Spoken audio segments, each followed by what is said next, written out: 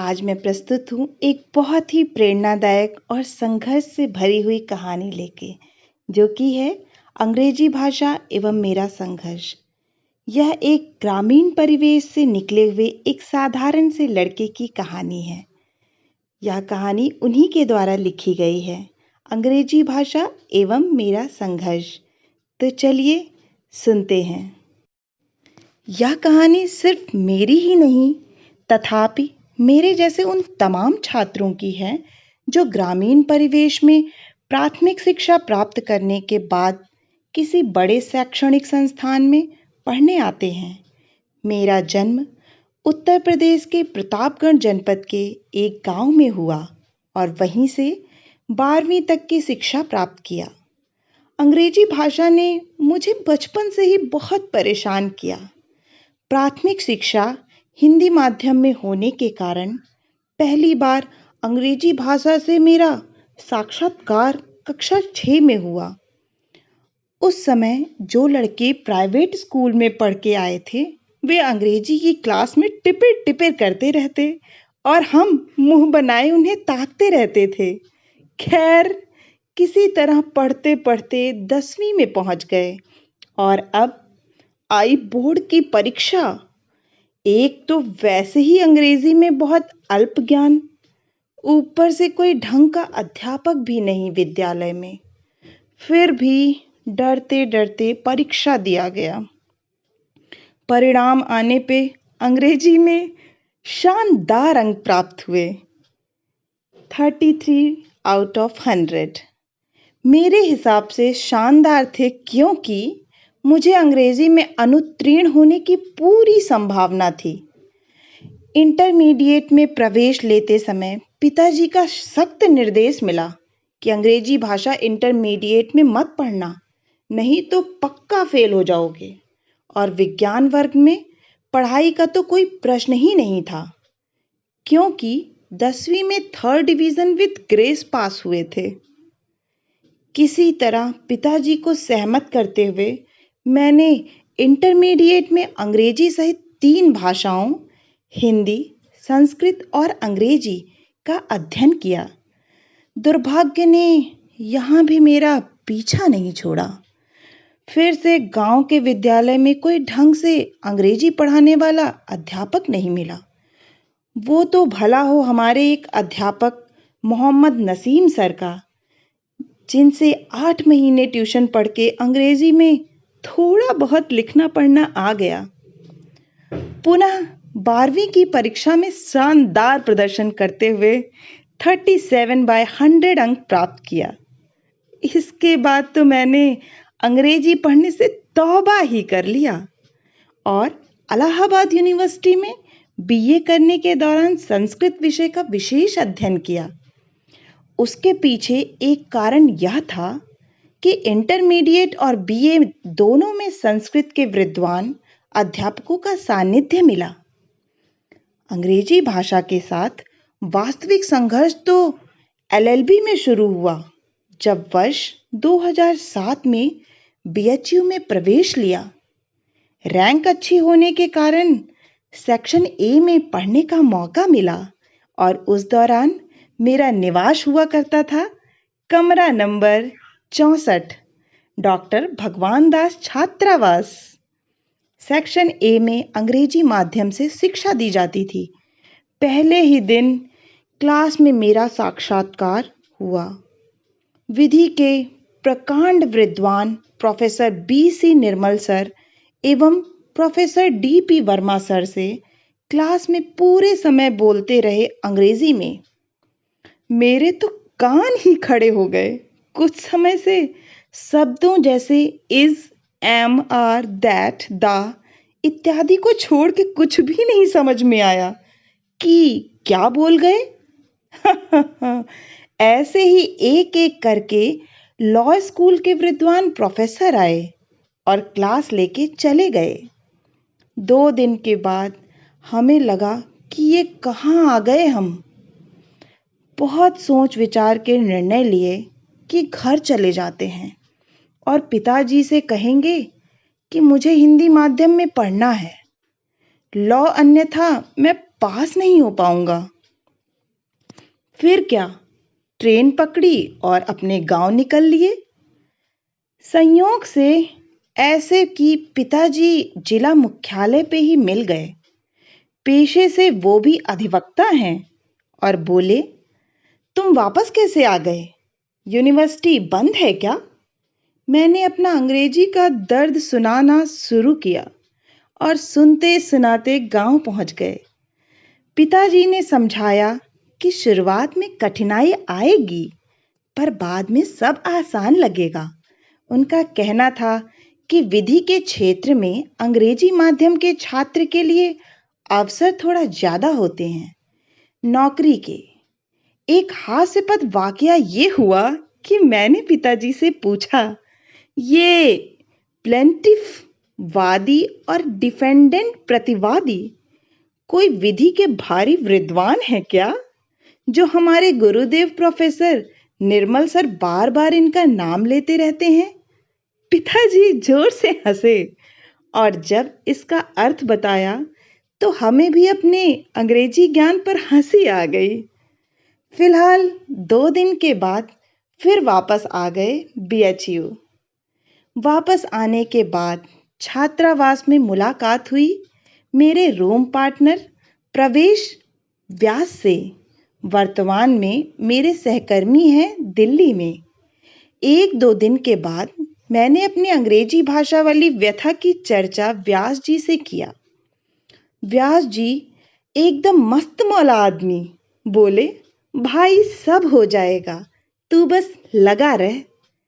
दबे मन से क्लास अटेंड करते और रात को छात्रावास की छत पे अकेले में बैठकर रोते रोते ये सोच कि क्या होगा मेरा। लगभग 1 महीने तक तो ऐसे ही क्लास करते रहे। कुछ समझ नहीं आ रहा था और धीरे धीरे सेमेस्टर की परीक्षा नज़दीक आती गई। इस दौरान कुछ स्टूडेंट्स क्लास में फर्राटेदार अंग्रेजी बोलते थे। इन्हें देखकर हम इनकी तरफ आश्चर्य भरी नजरों से मेमने की तरह टुकुर टुकुर निहारते थे और मन ही मन यह धारणा बना लेते कि ये सब बड़का विद्वान हैं और मैं तो इनके सामने कहीं नहीं टिक पाऊंगा। पहले सेमेस्टर में 10 पेपर, ऊपर से सभी पेपर्स में असाइनमेंट भी बनाना भारी मुसीबत थी मेरे लिए। फेल होने का डर सताने लगा। तब अपने सीनियर भैया लोगों से पता करना शुरू किया कि कितने पेपर में पास होंगे तो प्रमोट हो जाएंगे नेक्स्ट सेमेस्टर में। भैया लोग हमारी परेशानी को हंसी में टाल देते और कहते, मौज करो कैंपस में और घाट पे, पास तो अपने आप ही हो जाओगे, बस भोले बाबा के दरबार में हाजिरी लगाते रहो। इस दौरान मेरे पार्टनर व्यास जी और अभिन्न मित्र मयंक पाठक, जो कि वर्तमान में लॉ स्कूल बीएचयू में बड़का प्रोफेसर हैं, लगातार मेरा हौसला अफजाई करते रहे। मैंने भी ठान लिया कि अब तो अंग्रेजी में ही लॉ पढ़ के रहेंगे। हिंदी और अंग्रेजी दोनों माध्यमों की किताबें ले आया और अपना संघर्ष जारी रखा। लगभग प्रत्येक लाइन पढ़ने में डिक्शनरी देखनी पड़ती, फिर भी लगे रहे और लगे रहे। मेरे बगल में रूम में एक मित्र रहते थे, तरुणेश। बड़ी अंग्रेजी में टिप टिपाता था, लेकिन एक कविता जो प्रायः वो गुनगुनाता था, लहरों से डर के नौका पार नहीं होती, कोशिश करने वालों की कभी हार नहीं होती, मुझे बहुत हौसला देती थी। फर्स्ट सेमेस्टर में असाइनमेंट के प्रेजेंटेशन के समय तो बड़ी मुश्किल से अपना टॉपिक ही बता पाते थे। टॉपिक पे कुछ बोलने से पहले ही दिमाग की बत्ती गुल हो जाती थी। फिर भी हार नहीं मानी और सभी प्रेजेंटेशन क्लास में ही दिया। कई बार अंग्रेजी ज्ञान और अंग्रेजी के उच्चारण के कारण क्लास में हंसी का पात्र भी बना, लेकिन मैंने अपने दृढ़ निश्चय से डिगा नहीं। एडमिशन के करीब 4 महीने बाद ही सेमेस्टर एग्जाम हुए। मैंने लगभग सभी पेपर्स के लिए उत्तर अंग्रेजी में रट लिए थे, बिना समझे ही। फिर भी एग्जाम में बहुत डर लग रहा था, क्योंकि पहली बार कोई परीक्षा अंग्रेजी माध्यम में दे रहा था। मुझे आज भी याद है, जब मैं पहला पेपर लॉ ऑफ कॉन्ट्रैक्ट देने के लिए परीक्षा कक्ष में प्रवेश किया, तो मेरे हाथ पांव कांप रहे थे डर के मारे। फिलहाल रोते गाते फर्स्ट सेमेस्टर की परीक्षा इंग्लिश में दिया। ये बात और है कि क्या लिखे थे मुझे नहीं पता था। परीक्षा के बाद वीटी विश्वनाथ मंदिर बीएचयू पहुंच गए और भोले बाबा से पास होने का आशीर्वाद मांगने लगे। कुछ दिनों बाद परीक्षा का परिणाम आया। पास होने की उम्मीद तो नहीं थी, फिर भी डरते डरते परिणाम देखने गया तो पता चला कि 63% अंकों के साथ पास हुए हैं। उस समय मैं शायद धरती का सबसे प्रसन्न प्राणी रहा होऊंगा। ऐसा लगा जैसे मैंने विश्व विजय प्राप्त कर लिया हो। इसके बाद तो मेरे प्रयासों को तो जैसे पंख लग गए और मैं दुगने उत्साह के साथ अगले सेमेस्टर की पढ़ाई में लग गया। तमाम झंझावातों का सामना करते हुए दिन प्रतिदिन अपने कर्म पथ पर अग्रसर होता रहा। कई अवसरों पर मुझे अपने गुरुजनों से अंग्रेजी शब्दों के गलत उच्चारण के कारण उनकी डांट फटकार स्वरूप आशीर्वाद से भी रूबरू होना पड़ा। विशेषतः प्रोफेसर आर के मुरली सर प्रायः कहते, तुम पढ़ते नहीं हैं, कैसे अंग्रेजी बोलते हैं, तुम्हें और मेहनत करने हैं, तभी तुम कुछ कर पाएंगे। एक बार तो उनकी सीआरपीसी की क्लास में बोलते समय मेरे मुंह से निकला, एफआईआर हैज बीन लॉन्च्ड। सही शब्द है लॉस्ड। तो मुरली सर बोले, एफआईआर कोई मिसाइल है क्या जो लॉन्च होगी? खैर, इन तमाम बातों को दरकिनार करते हुए मैं अपने प्रयास में लगा रहा। मेरे प्रयासों का ही नतीजा था कि मुरली सर ने 5th सेमेस्टर में लेबर लॉ के प्रेजेंटेशन के बाद लेक्चर थिएटर में पूरी क्लास के सामने मेरी पीठ थपथपाई। मेरे सहपाठियों को शायद याद भी हो। वह पल मेरे जैसे स्टूडेंट के लिए बहुत ही गर्व और हर्ष का पल था। इस तरह अपने अंग्रेजी ज्ञान को बढ़ाते हुए एलएलबी पास किया और फिर बीएचयू से एलएलएम किया और शोध छात्र के रूप में भी पंजीकृत हुआ अपने गुरुदेव प्रोफेसर आर के मुरली सर के निर्देशन में। पीएचडी के दौरान मुझे एलएलबी के स्टूडेंट को पढ़ाने का भी मौका मिला, वो भी अंग्रेजी माध्यम में।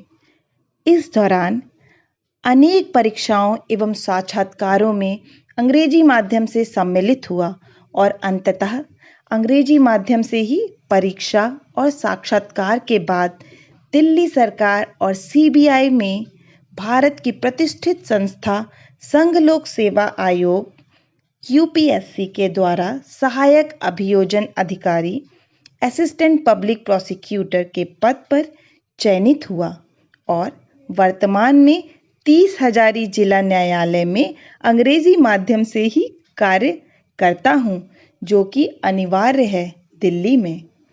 अंग्रेजी का थोड़ा बहुत ज्ञान हो जाने के बाद भी मुझे अंग्रेजी भाषा से कभी प्रेम नहीं हुआ।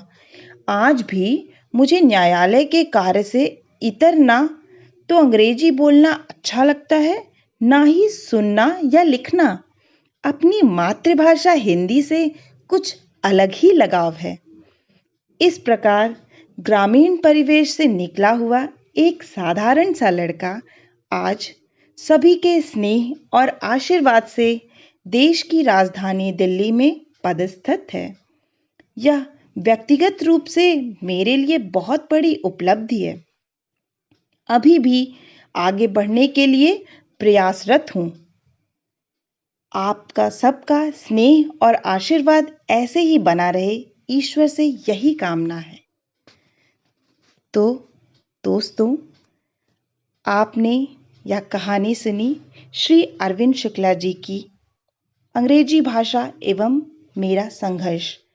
आशा है कि आपको इनकी संघर्ष की कहानी से कुछ प्रेरणा प्राप्त हुई होगी, जिससे कि आप कभी हारे ना, टूटे ना और हमेशा अपने जीवन में हर पल प्रयास करते रहें।